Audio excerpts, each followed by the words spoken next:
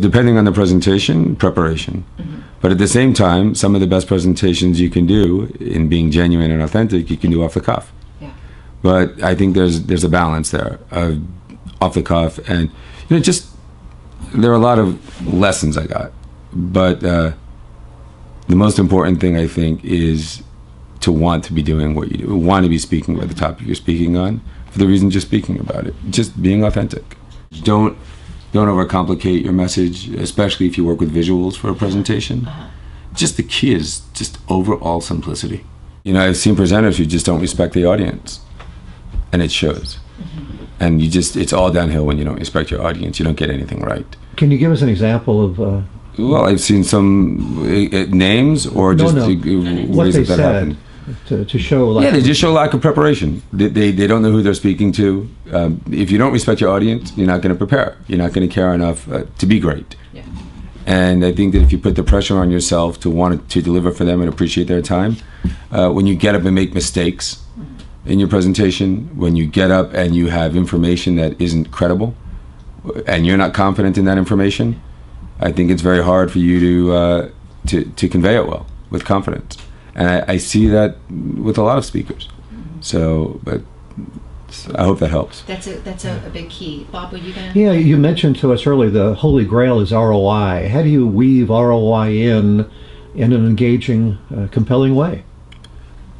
Again, we've talked about there are speakers who speak just to speak. I don't know the art of how you actually make it compelling. I think it has to be the essence of what you're saying. If you're speaking to a group and the purpose of the presentation is to improve something that you're doing, you have to start with, hey, what do I want? Like when I do a presentation, first thing I write at the top of the piece of paper is what do I want people to be saying or thinking as they walk out the door?